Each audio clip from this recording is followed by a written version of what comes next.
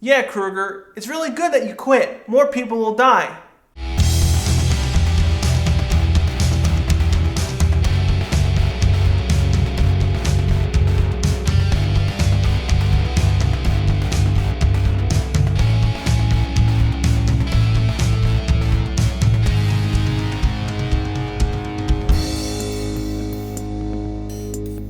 Hey guys, and welcome to another Ranger Rant. I'm Archer9234. Today I'll be discussing episode 11 from Power Rangers s.p.d. titled Shadow Part 1. Now this episode is adapted from episodes 1 and episode 13 from Deca Ranger. But for the main story, it's adapting episode 13 specifically. The majority of the story elements for Deca Rangers are pretty much copied exactly. Now before I begin, I want to discuss fan feedback for this particular episode. Now for a lot of fans of s.p.d, people consider Shadow Part 1 and 2 the jumping off point for the series. Now the reason why people say this is because starting from this point on, they pretty much copy nearly identically all these Super Sentai episodes identical. They're using the exact same plot. They'll use exactly the same story elements and so forth. While in the beginning of the series, the first 10 episodes, they would usually try to keep it more original.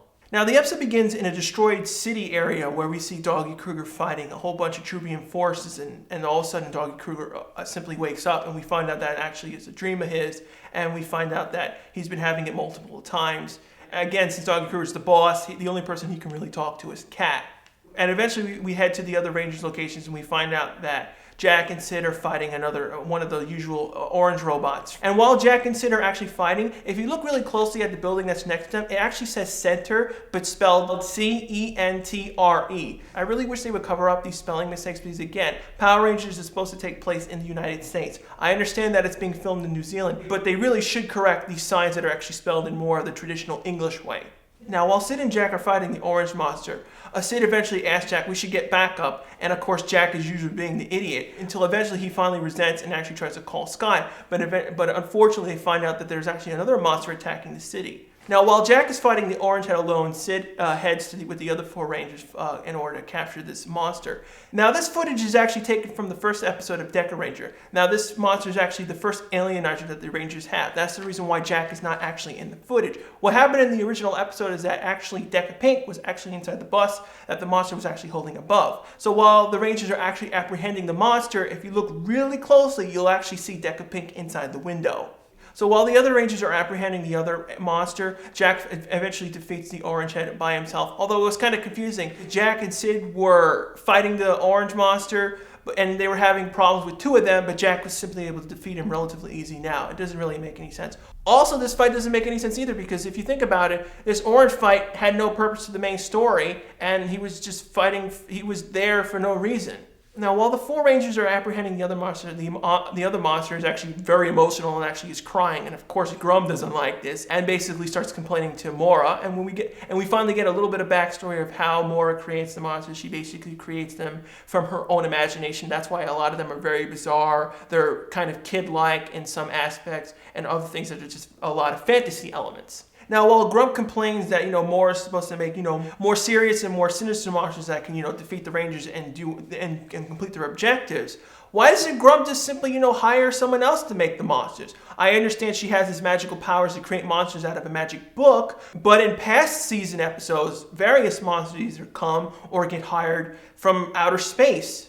Grum does own an army, so why doesn't he just hire other monsters that are to Mora's liking? While Grum and Mora are arguing between how the monsters act, Mora eventually says, I have a way to actually defeat the Rangers. And she basically says, defeat the leader. Now, when you hear this scene is very similar to what happens in Passing the Torch in Power Rangers Turbo. If you remember, during Divatox's sleeping moment and her discussion with her mother, they pretty much say the exact same lines. So eventually we head back to the s.p.d base, and we see that all the Rangers are just laughing it up because, again, the monster that they captured was just basically crying. It was really a pushover. There was nothing to it. And unfortunately, though, Krueger has been having all these bizarre dreams about his past, is very stressed out, and actually mistakes that the Rangers are laughing at him, and actually yells at the Rangers to get them thrown out. This scene is actually very rare in a Power Rangers because, again, the mentor is actually screaming at the Rangers to get out of the area. You would never see Zordon and never do this to the original MMPR Rangers. The scene is also really good because, again, it's dealing with a real emotional moment. Granted, it's kind of dumbed down because, again, it's a Disney season and they can't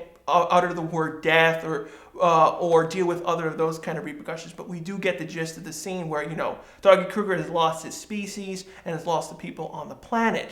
Now, of course, Kat doesn't agree with this outburst that Krueger did at all to the Rangers, and of course she goes into the Rangers' quarters and tries to give him a little bit of backstory of what's been going on. And she doesn't want to explain the whole thing because, again, she knows Doggy Krueger is supposed to be explaining this to the Rangers. He shouldn't be withholding this kind of information because it does interfere with their jobs. So eventually we head to Piggy's location, and we basically, as usual, he's the comedy relief for SPD, and he's doing all these bizarre things. And every time you see him, he always sickens you because, again, he's dealing with garbage and a lot of junk and doing things with weird socks and stuff. And we find out that Broodwing actually used some of his information. Of course, his information was false, and he wanted him to get back $500. Now, this scene was kind of confusing because it doesn't really link to anything. It was just, $500. But my theory is that this scene was supposed to link to the orange head scene in the beginning of the episode, but for whatever reason, they probably cut it out, either due for time constraints or it really didn't matter. But the way they edited the episode, it was just kind of confusing that the orange monster fight really had no purpose, and this little bit with Broodwing and Piggy doesn't really make any sense either. So as usual, of course, Piggy doesn't have any money because, again, he's homeless and is just looking through trash, where conveniently enough, he finds a lottery ticket that has the correct exact numbers in the lottery, and of course, he strikes it big and wins 10 million bucks. Now, later on Earth, we finally see that Grum lands on Earth, and he finally is actually, going around the planet. What I thought was a really good move to the writers, because, again, Grum has always been inside the spaceship, has not been on the planet Earth at all. So it was really good that he finally has gone to Earth and has interacted with the scenery to see what it's like and what he's dealing with. Now, while Grum arrives on Earth, of course, now he can't be visible as Grum because everyone will spot him right away and call the SPD Rangers. So he decides to actually impersonate a human person that's on the planet that he just simply saw on the street. Now, the actor who's playing the human person who Grum actually takes his appearance by is actually Grum himself. Now, a lot of people will recognize him because he's now actually in Samurai and Super Samurai playing Master G, the mentors for the Samurai Rangers. Now, another problem that Grum's actor brings up is that he looks very similar to John Tweed, the actor who voices Krueger and plays Dagron in Power Rangers Mystic Force. Now, I actually make this mistake in an earlier Rant episode. So eventually we head to Piggy's location, and we basically see that he bought a new restaurant that's catering to all the aliens of the underground. And of course, he finally pays back Broodwing his $500 because, again, he's so rich, it doesn't really matter anymore. When Grum bursts in and actually demands to talk to Broodwing. Once Broodwing leaves, we finally get introduced to the main monster, and we find out this is actually the monster that actually killed all the people on Krueger's home planet and just decimated the entire population.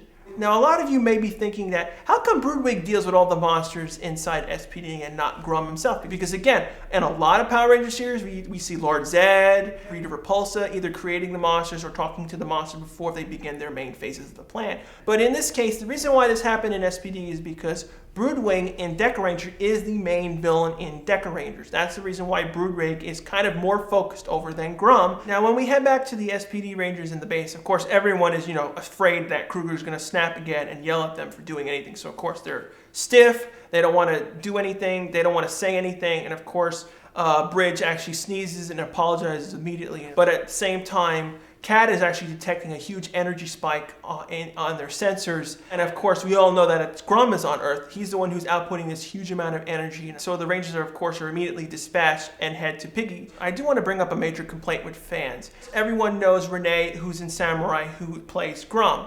For some reason, Renee is actually a better actor as Grum than he is as Master G. I'm not really sure why he's a better actor being a villain than being a good guy. Possibly because of his accent. Maybe he's trying to disguise it more when he's in Samurai rather than when he was in SPD. But he just, for some reason, doesn't act that well in Samurai. It's really confusing because he acts pretty decent as a villain in SPD. Now, when the Rangers finally arrive at Piggy's restaurant area, they actually get interrupted by Banan. But instead of fighting the Rangers, he actually uses them in order to deliver a message to Doggy Krueger. And we basically find out that Banan wants to fight Doggy Krueger. Doggy Krueger basically says, I don't fight any which I always really hated inside hero movies. A lot of times in hero movies, when the hero's either family members or a huge amount of people are killed, the hero always gives up. I never particularly like that because it doesn't make any sense. Why would you give up? More people are just going to get killed and you're just, you're helping the bad guys. Now, Doggy Krueger eventually is forced to finally tell the Rangers of what's been going on and what's been happening and why he's so pissed off lately. And we finally get the backstory of what happened. Basically, Doggy Krueger's planet has been attacked by, Grum's army of the Trubian Empire, and of course, Manon led it and killed his entire species, wiped out the entire planet. Now, a similar plot point does happen in Deca Ranger, but a few elements like Doggy Krueger's wife is different from Doggy Krueger inside Deca Ranger. I do also like to point out that Doggy Krueger's backstory is very eerily similar to the Magna Defender's backstory.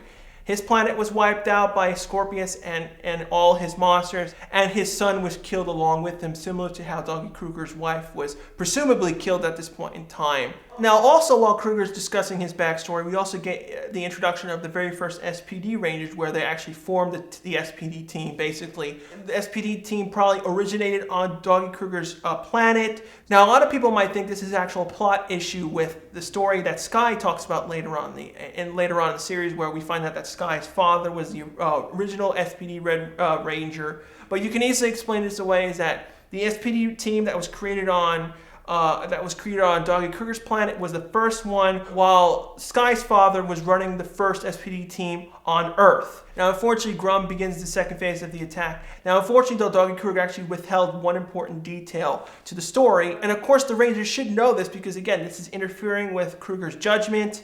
He's still being pissed off, and also because the Rangers are basically Doggy Krueger's friends as well. When the S.p.d. team finally arrives on the scene, we basically see that the robot is actually throwing in, all these spikes. And the Rangers are basically trying to stop him from planting all the spikes. But of course, since this is Banon's plan, they don't really know what to do. But of course, since Krueger doesn't know Banon, he simply orders them to not take out the spikes and return to base. Now, when the Rangers return to the base, of course, Sky argues with Krueger, I could have taken them out, but Krueger does have a point because, again, you don't know what they do. They could have simply been bombs. They could have actually detonated and blown up the entire city, so they should have been more careful in this circumstance. And I understand where Sky is coming from because, again, if you know the villain, you should let us on the information of what he's like, what he does. Now, eventually, Kat finally confronts Krueger on the situation. And, of course, Kat is actually trying to nudge Krueger in the right direction, and she even hands him something inside a case. Now, fans of Power Rangers obviously automatically know that this is actually a morpher for Doggy Krueger in order to fight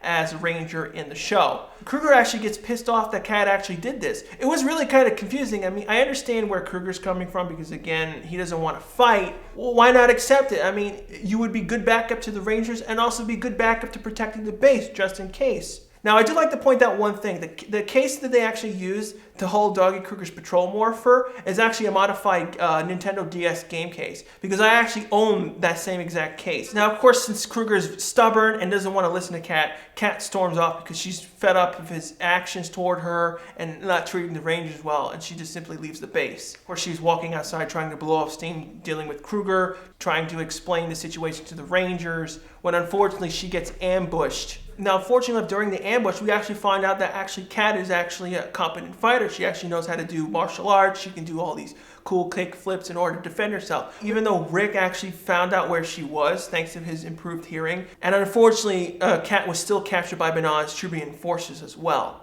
Now, this story element where Kat is actually captured is actually copied from the Deca Ranger episode as well. I do like to point out one thing during the fight scene. If you look really closely, there are some shots when Kat is actually flipping around. You can actually see the wire harness that actually is helping her to do that. I have to give this episode a 4 out of 5. It was a really decent episode. Granted, it was a nearly identical copy of what happened in Deca Rangers. Again, a lot of times I do particularly say I don't like it when Power Rangers copies a Deca Ranger story directly. But in this case, it was still good because we get a lot of backstory of how the S.p.d. was formed originally. We get most of the backstory of what happened to Krueger and why he doesn't fight. Because again, why doesn't Krueger fight with the Rangers? He's the leader of the entire base. Shouldn't he help fight with them too? But there are things I do have to complain about in S.p.d. One is because Grum is underused because, again, since Broodwing is the original main villain from Deca Rangers, they usually use him primarily. But I did like that the writers try to give a little bit more backstory to Grum and how he finally arrived on Earth and try to see what it was about. What do you guys particularly think about this episode? Do you agree with me that it was a really good episode regardless of it being a near direct copy of Super Sentai? Or do you agree with fans out there that this was actually the beginning of S.p.d's downfall? Because again,